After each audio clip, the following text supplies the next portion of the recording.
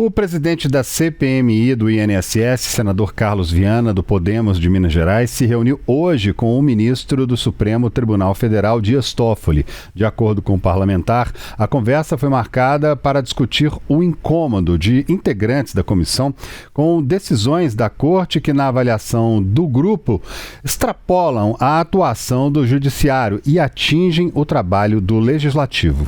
Segundo o senador, o ministro indicou que não pretende criar obstáculos a essas convocações da CPMI e do INSS e que deve autorizar o comparecimento do empresário Daniel Vorcaro, controlador do liquidado Banco Master, para depor como testemunha no Senado. Ainda segundo ele, o depoimento de Vorcaro deve ser apenas adiado, desde que a defesa não apresente novo habeas corpus.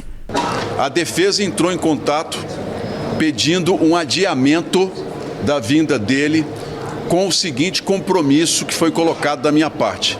Eu concordo com o adiamento de quinta-feira, desde que a defesa não impetre um habeas corpus para evitar futuramente que ele não venha.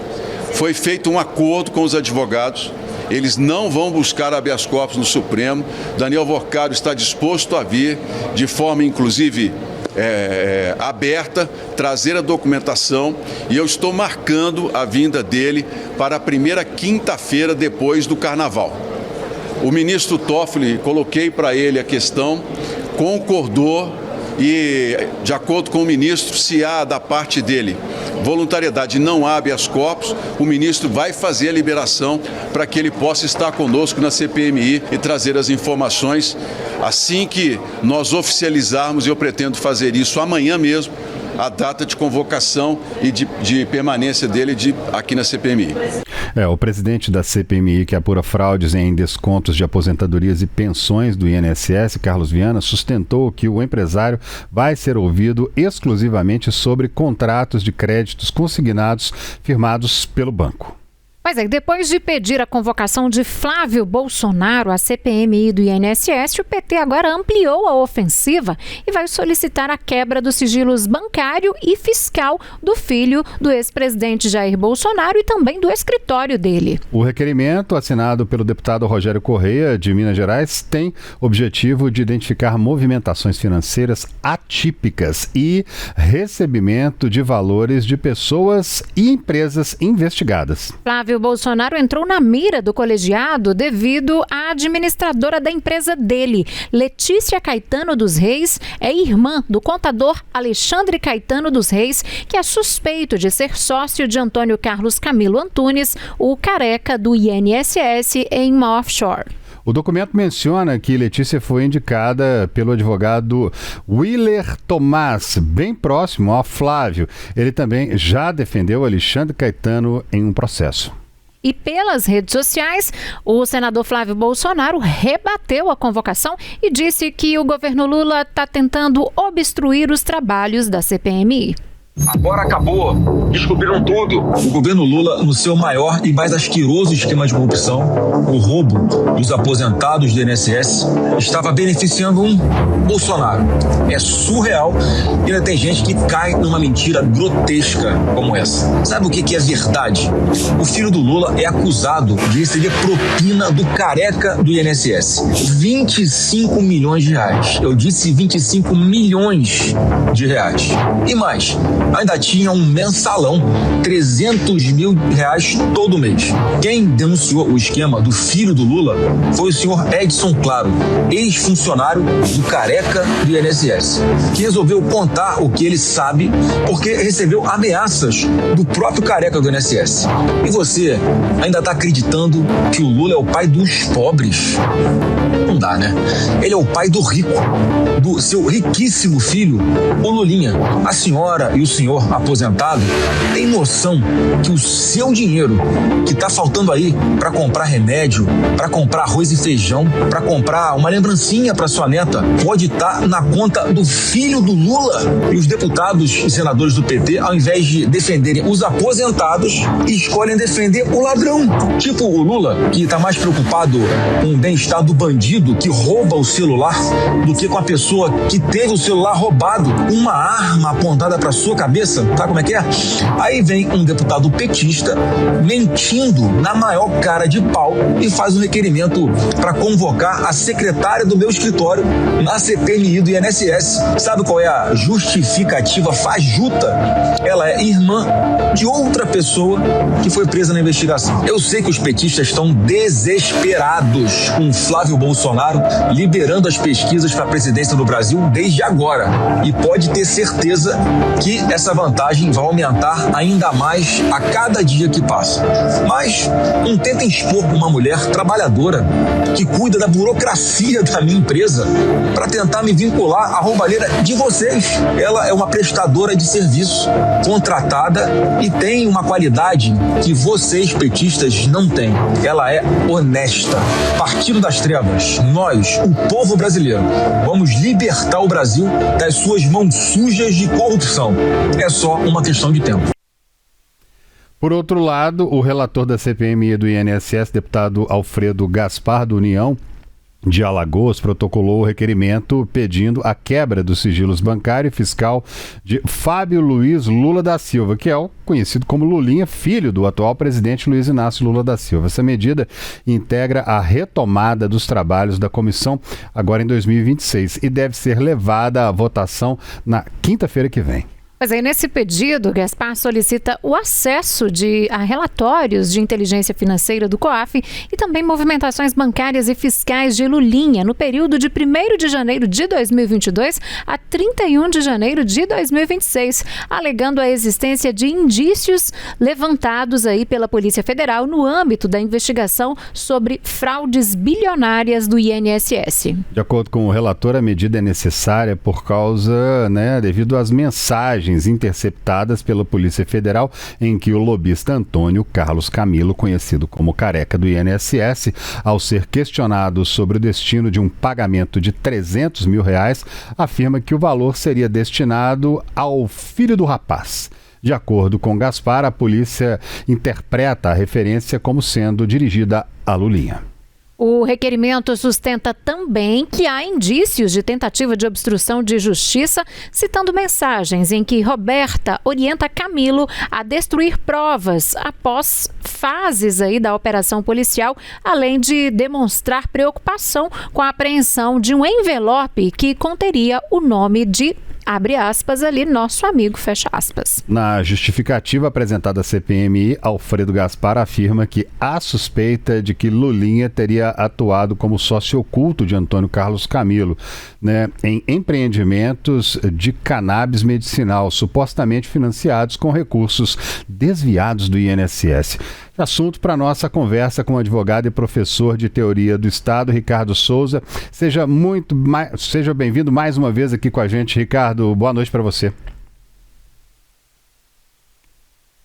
Boa noite, André. Tudo bem? É um prazer estar aqui novamente. Tudo jóia. Ô, Ricardo, como é que você vê essa questão aí agora? A gente até colocou na nossa thumb aqui os filhos, Os filhos do poder na mira ali. A gente tem Flávio, tem o Lulinha também. O pessoal querendo levar todo mundo, levar a briga lá para a CPMI, ao que está me parecendo aqui, hein?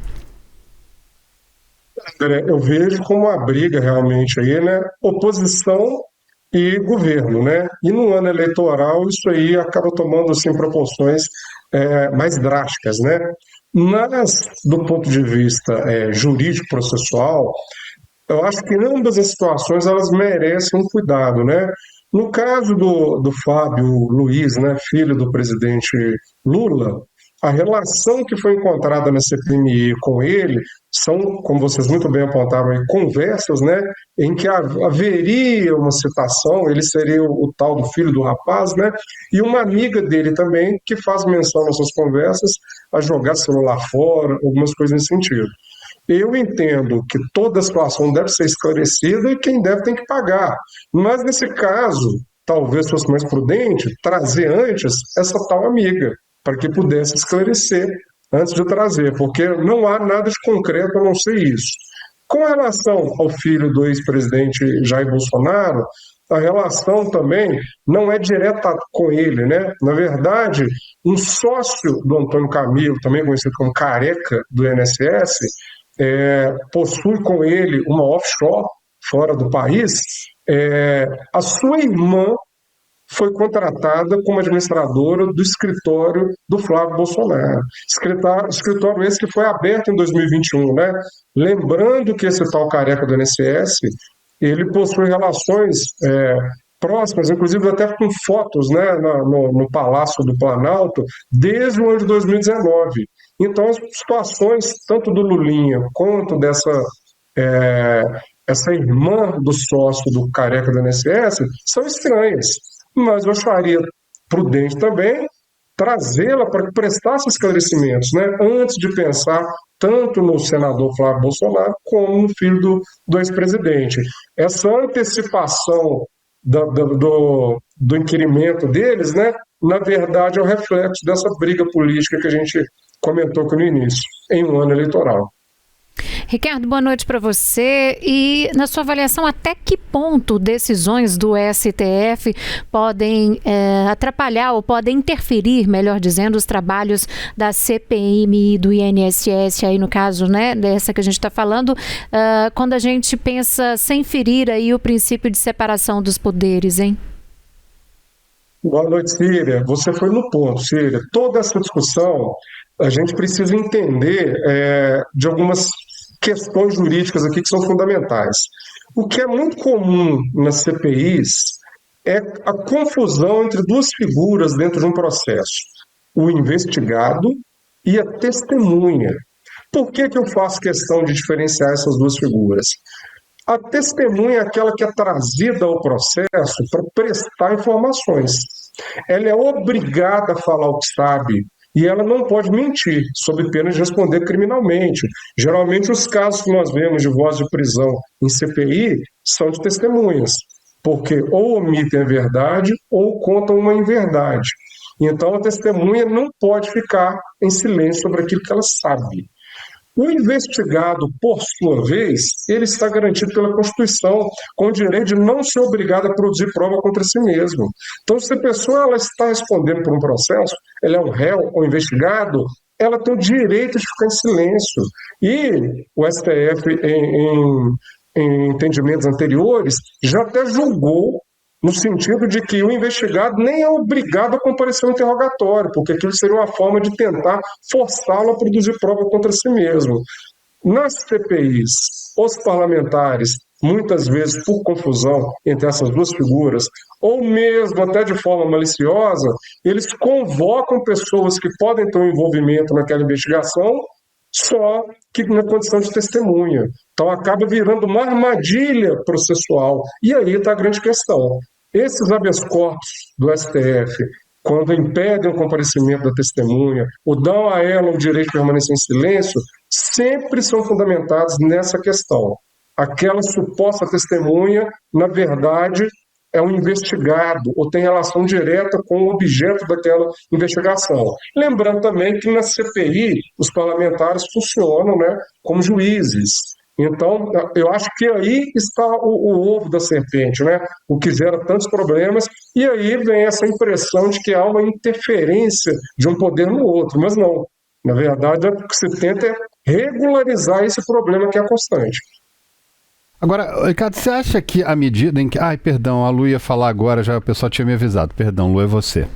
Desculpa, André. Olá, Ricardo. Boa noite. Eu queria entrar em um ponto sobre processo nessa investigação, porque a gente tem uma investigação sendo conduzida pela Polícia Federal que ainda não foi finalizada e nós temos também a CPMI do INSS funcionando, que é um instrumento de apuração. Se não houver um adiamento, o prazo final para essa CPMI é dia 28 de março, um trabalho que deve ser finalizado já no final do mês que vem.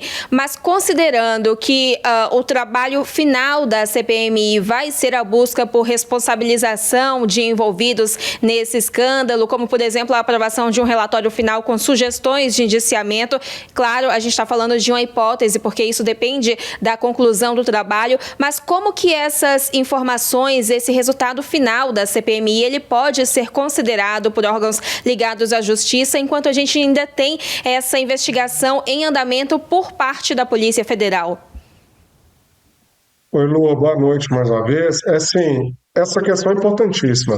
O relatório da CPMI, ele vai ser levado ao Judiciário, ao Ministério Público, que também vai fazer um relatório com base naquilo ali, e a partir dali verifica se aquilo ali contém elementos suficientes para que seja proposta uma ação penal. Independentemente disso, se existem outras investigações que estão tratando de questões que tangenciam aquele mesmo objeto ali, pode ser que sejam complementares. Pelo que eu acompanhei da CPMI até o presente momento, há vários elementos muito mais do que suficientes para propositura de diversas, ou até mesmo de uma ação penal que englobe várias pessoas. Eu acho que o que às vezes está acontecendo, sobretudo nessa etapa final da CPMI e nesse ano eleitoral, é a tentativa de trazer para o bojo da investigação, para o bojo do relatório, o máximo de pessoas políticas, tanto de um campo quanto de outro, né, porque existe esse confronto entre oposição e governo ali, para que cause também um fato político. Mas os elementos que existem lá já são mais do que suficientes, sim, e eu acredito que vai ser dada sequência numa ação penal pelo Ministério Público Federal em razão do que já existe lá. Olha, você que está nos acompanhando aí, eu te peço aqui para participar também da nossa enquete, que a gente está com uma pergunta bem do lado na caixinha aqui no YouTube, você que está acompanhando, a gente pergunta o seguinte: você acredita que Flávio e Lulinha têm envolvimento com a fraude do INSS, sim ou não? Responde aí pra gente. Por enquanto o pessoal está começando a votar aqui. Olha, o pessoal já está falando aqui, sim, até agora nada, não, vamos esperar as investigações. Aproveito para pedir a você também que está nos acompanhando para deixar o seu like aqui. Agora voltando aqui com você, Ricardo, o que a gente tem visto, essa questão dessa politização da justiça, trazendo todo mundo para essa briga, para essa confusão, você acha que, de um modo geral, o Estado, o nosso país, os nossos poderes, eles perdem muito com isso? Porque a população naturalmente perde do bolso, né? Porque, afinal de contas, todas essas oitivas, essas reuniões, esses encontros, tudo é feito com dinheiro público lá em Brasília, né, Ricardo? Bom, André, é uma faca de dois gumes, né? Tudo isso é muito cansativo, tudo isso às vezes dá aquela impressão para a gente de que assim, não tem para onde ir, porque assim, é um escândalo após o outro e essa confusão dessa discussão política, mas eu vejo o copo meio cheio. A título de exemplo, o caso que nós estamos tratando, que é essa CPMI do INSS, foram devolvidos bilhões aos aposentados que estavam sendo prejudicados. Então a CPI, com todas as agruras, com todos os problemas, teve um efeito positivo. Mais do que isso, como eu acabei de responder para a Lu aqui, eu acredito e apostaria que disso aí vai se seguir uma ação penal. Então, assim, na medida que nós vamos amadurecendo enquanto democracia, né, a gente vai passando por essas dores do crescimento, do amadurecimento. E, sobretudo, nos últimos anos, com a polarização absurda, mas isso não acontece só aqui no Brasil. O mundo inteiro está passando um pouco por isso, né? Mas eu vejo que com todos os pesares, e a gente ainda vai passar mais um pouquinho de raiva aí, vamos ter que acompanhar situações como essa. Já está se falando agora da CPI do Banco Master, né? Que vai ser mais um show, mais um espetáculo, mais um ringue para governo e oposição se enfrentarem no ano eleitoral também, né? Mas eu vejo o copo meio cheio. Eu acho que a gente está caminhando para frente, apesar de tudo. Agora, Ricardo, já que a gente está falando dessa questão de CPIs, né? Você acredita que o uso recorrente aí de habeas corpus pode enfraquecer o instrumento de investigação dessas CPIs ou mesmo CPMIs? Sim, eu acredito que não. Como eu disse, assim, o problema, né, está na interpretação que os parlamentares fazem dessas duas figuras, investigado e testemunha. A Constituição garante o direito, ninguém é obrigado a produzir prova contra si mesmo. E assim, a gente tem hoje, né, por conta da TV Senado, TV Justiça, por conta das redes sociais, a gente acompanha mais de próximo investigações por CPMIs e até mesmo julgamentos do STF. Mas esse tipo de expediente, ele é comum desde a década de 90, quando as grandes CPIs começaram a explorar, a utilização de habeas corpus para essa situação específica é muito comum. Então trata-se de um expediente normal, não há nada de novo nisso. E realmente a gente tem que observar com critério esse tipo de situação, porque pode implicar em abuso, né, em violação de direitos e até nulidades. Então, assim, é uma situação normal, porque hoje a gente tem mais acesso, né? A gente acompanha quase que diariamente esse tipo de situação.